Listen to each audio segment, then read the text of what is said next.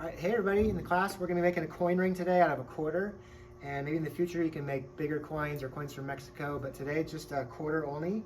All right, so this machine right here is kind of a special machine that we had designed just for the quarter by someone named Fred. And so basically you move the quarter in there, it sits flat, make sure it sits flat, and then as you pull this lever around, right here it takes a little muscle, so from here to there it takes a little strength. And by the way, some students keep the part that came out and they make that into like a earring later or something. But to get it out, you just go back to where you started from. And then if you have long fingernails, you might get it, but since I don't have long fingernails, you gotta get something in there to basically just get it out. And it could be a variety of things. So here comes the quarter. Okay, so that's method one for getting a quarter.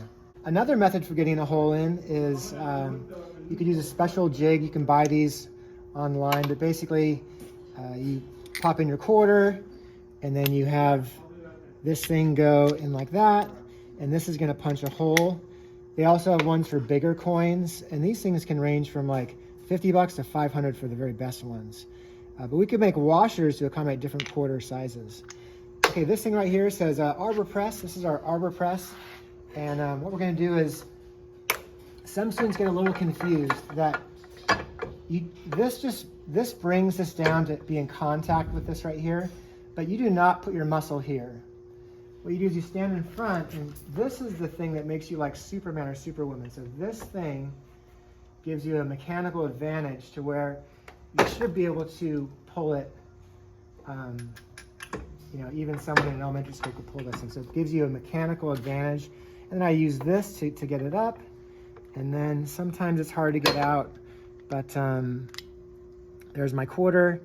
And if I had to get it out, let's walk over here. Basically make the vise be kind of loose, and I could basically tap this out.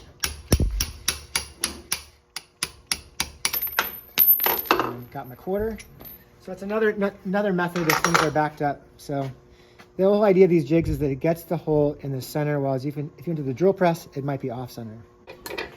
Okay, next thing is notice that there's a rough edge here, and it can be sometimes worse depending on how the abuse of our tools, but this is called a deburring tool. It's in cabinet 3, and you want to turn this, I would describe it in a counterclockwise motion. So like I'm going, it has a blade in there, and it's taking off the sharp edge, and then these things, we can replace these guys, but give it a go. Okay, next thing is you got to decide right now, what side of this ring do you want to face out? Do you want to have it face out where it says like United States of America, $quarter, or do you want to have it face out where it says like Liberty? So I'll do the Liberty one. So whatever side you want facing out, you want to put that down in the dapping block. The dapping block has different sizes, and you know, like this one would work. This one's kind of too big, so I would say either the one that's kind of above this one, like it's like second smallest, and then these things go with it. And what we're going to do is we're going to get the ring started in the direction we want. We're going to bend it, so it's easier to see it than explain it. So I'm going to make sure my ring is pretty flat there, and I put my dapping block, and so it's all lined up really good. And I'm just going to pull this guy. Remember, this gives you the mechanical advantage, and you can feel it hit the bottom. Of course, I'm going to clean. I'm not going to leave this here. I'm going to clean up. I'm going to put my stuff back unless I got someone right behind me. Clean as I go. And so I got this thing kind of bent in the direction I want to go. All right. Okay, right here we have a ring stretcher and another ring stretcher. We have two of them right here. So let's walk over here now. And what I'm going to do is notice that as I pull this thing, it expands. As I push it, it expands out. You'll see in a second. But I'm going to notice that this ring will fit on here no problem. So basically I'm gonna stretch it, bring it back, move it down, get it level, and stretch it again. That's 2 times. Bring it down and get it level. Now we've stretched this a lot. It's very, very hard now. Let's go anneal it. Okay, so to anneal your ring means we're gonna make it softer. So what I'm gonna do is put the ring on some kind of fire brick. And here's my torch.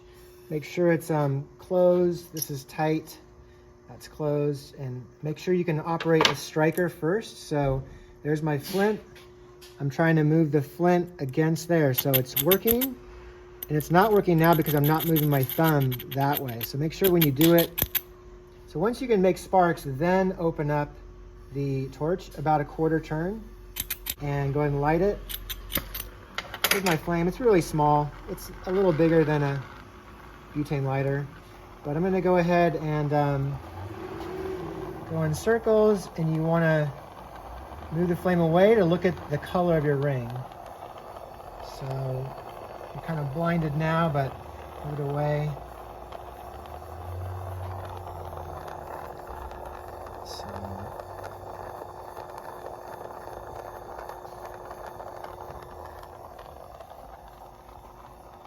it's starting to get a little rose colored. Kind of think so. We'll probably stop right about there. And then you don't want a 3rd-degree burn, so we're going to go straight to water and really make sure it's cold. All right. So this is annealing. It's softer now. Why do we do this? Because if you don't do this, you might get a crack down here and you have to throw your ring away and start over. So do you do 3 pumps or 4 pumps? You know, you have to see. All right, so back we go. So now the thing is, like, if I put my ring like this, where it's angled like that, it's gonna get bigger, but I'm gonna flip my ring over because I really want to bring this bottom edge out so it's like a normal ring. So I was pumping like this to begin with, but now I'm gonna flip it over and we're gonna get it this way. So this one doesn't stretch it quite as much. Okay, so now I could anneal it right now. I might. You can see by flipping it, it's still not totally. It's still slanted, but it's not as bad. And also, when students really crank it hard, they tend to crack it more. So just kind of go like smooth as opposed to jerky.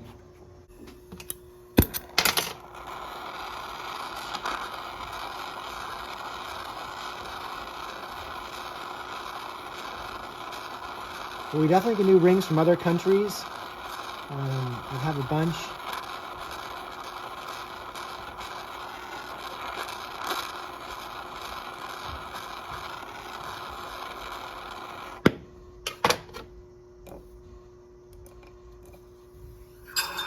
And hopefully you've noticed I'm wearing safety glasses this whole time. It's just angled a little bit down, so I'm gonna put it in. So I try and get, oops, I put it down. Or I try and bring this out to where it's perpendicular. So nice and smooth. And maybe one more.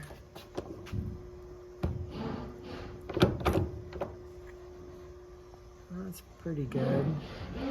Okay, so there it is. So it didn't crack. Looks pretty not so great right now, but we're gonna fix that. Now we can make our ring smaller. Now, if you look down over here in this area, this thing here is meant to basically put your ring in here and mush it down and make it smaller. But we've had really bad luck with this, so I'm gonna recommend you don't use this. It's gonna put scratches in your ring.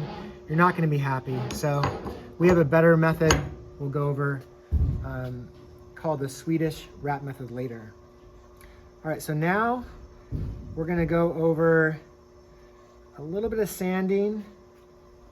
So if you don't like power tools, you could use, you know, we got this one rough edge where it was cut before. So you could go like this, you know, some kind of sandpaper, or you could do a power tool. And so we'll go over the power tool. We got some different sanders.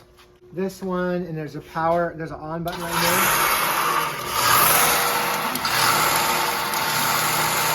could sand it here, around here.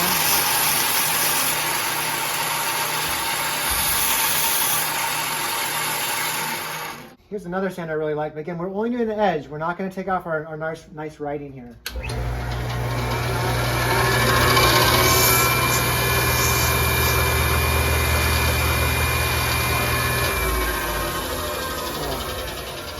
Okay, so now we're outside. We got some buffers here, and we try and have ones that are dirty, that have the rouge polishing compound. Like to me, this is dirty, and this is clean.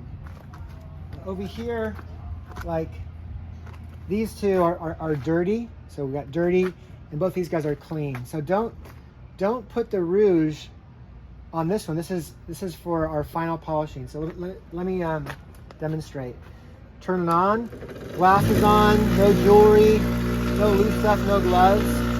Take the rouge and go about 1/1000 to 1,000, and then you want to press with a little bit of a little muscle. After just a few seconds, it's starting to shine, but it's getting hot, and I'm getting uncomfortable. So,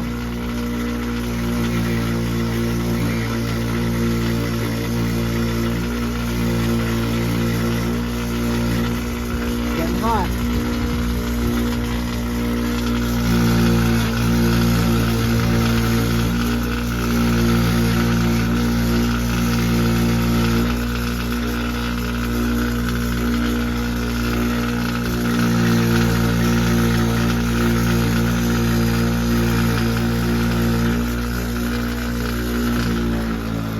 So I've done this before, but this is not like you're out here on this for like a half an hour. You're here for, you know, less than 2 minutes. If it's not getting shiny, probably not pressing hard enough or using the rouge. You can reapply it, but you should be able to get it pretty shiny within 2 minutes. So next, I'm going to go over here to the buffer, and we're just going to get. My hands are pretty dirty, but this is just going to get a little more shiny. And will your ring be this shiny for the rest of your life? No. Depends how much you wear it in the shower and sweat on it and stuff, but it'll be nice for a week or two for sure. So again, it says Liberty there. Again, the goal is not to sand that away. Doing a coin ring, no sanding, except for the edges. So it says Liberty, looks pretty good there. Let's go inside.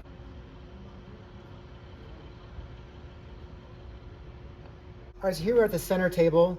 These are called rotary tools, oftentimes called, maybe you might hear Dremel tool, that was a brand name, but they're rotary tools. They're about 30 bucks on Amazon. This one's nice because this is very light. I could do this all day. This would be hard to do all day. It's much heavier, but it's all good. So basically what we got here is we're gonna have three, right? 1, 2, 3. 2 of them are gonna be clean and one's gonna be dirty. This is only for the inside of the ring. I'm gonna say that's the dirty one, and I'll put new ones on there, very easy to tell. So same thing, we got some water, got glasses on. Turn these guys on, there's a switch on. 1 means on electronics, 0 means off. We got speed here. We like medium. I'm gonna put some polishing compound on it. And then count to probably, count to maybe 3 or 4, and then probably dip in water.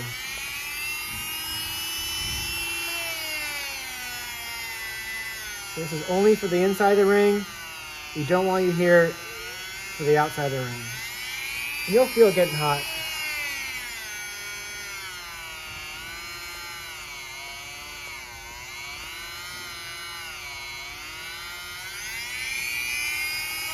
You can do the sides too if you want.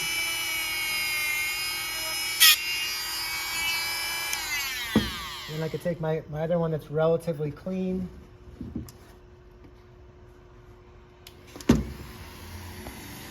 And again, imagine this thing right here flying right in your eyeball. You know, it's gonna hurt. If it flies off and hits your arm, it's not gonna hurt, but and you wanna be protecting your eyes here. Really important. I'll turn a little faster.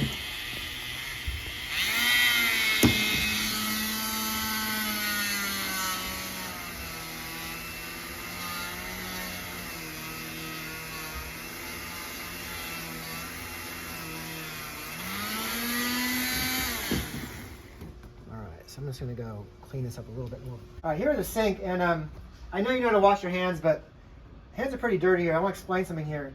Do not get your hands wet right now. It's best to do like 2 pumps of Gojo with your hands dry. So, and then start washing them. If they're really dirty, this is called borax soap. You just push this button. Borax soap, you should push this. And this is like a, you know, it's almost like putting beach sand in your hand. And so do this, and then of course, use as little water as you can, because we're in a drought. And that's it. Now I got my hands are clean. I might just do one little last buff on here, just on the outside to make sure, since I had rouge. So just maybe one last buff. And yeah, this could be a really nice present. And you know, you could make it shinier, but this is a quick one. What I'm looking for is that the sides be, you know, as close to perpendicular. And we could do it better if we wanted to. I'm just kind of going quick today. So as far as making your ring smaller, if you want to make your ring smaller, keep watching the video. All right, so this is called a mandrel, and you'll be using this a lot. But as you get more skills, you can eventually make rings to any size you want. So right now, it says like 9, 10, 11. So like right now, this is like, you know, right around a size 11. So what if you want a size 6 or 7? Then how do you make it smaller? And so one way to do that is with the Swedish wrap method. You could YouTube that Swedish wrap method. And basically I bought a kit here, and you have to decide like which one to start with. So basically there's different sizes where, you know, so the ring this one was the smallest. So small, medium, large. So you have to figure out like which one is going to be good for you. And so this one would be pretty small. How big is that opening? If we pushed it through here, it's going to be about a size, you know, 9.5 or so. That's going to actually be smaller because that's the outside diameter. Anyways, what you do is, this stuff's called Teflon tape, and you're going to wrap it around like this about 7 times or so. Some people do it like 20 times, but this stuff is cheap. But if you do drop on the ground, please roll it up.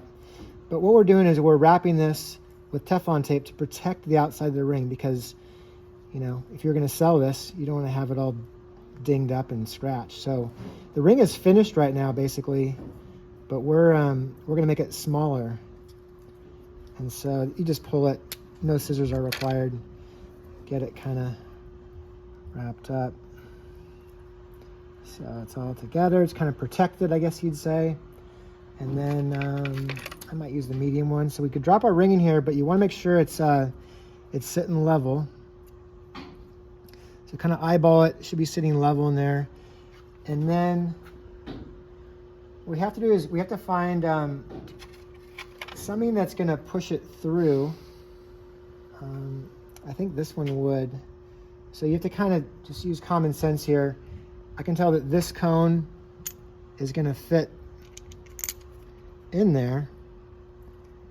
And then I could kind of use something else. I got to get it to where this guy is going to fit. So I'm going to have something in there that's going to extend it out. So basically, I might have the opening here, because I'm going to push it out. So if I had like this, it's not going to come out of there, but it doesn't have to come out to make it smaller. But if you get this all lined up, so it looks pretty good, and then you just pull this nice and steady, and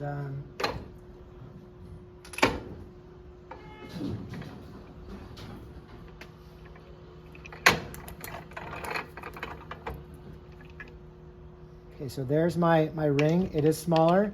So this one now I can't use because it's gone through it. So I have to go to my next smaller one. So now I'd be using this one, and I got to ask myself, well, will this cone work okay? Yeah, it'll get it down, but not that far. So I probably want to go with a smaller cone. And so this one will take it through quite far.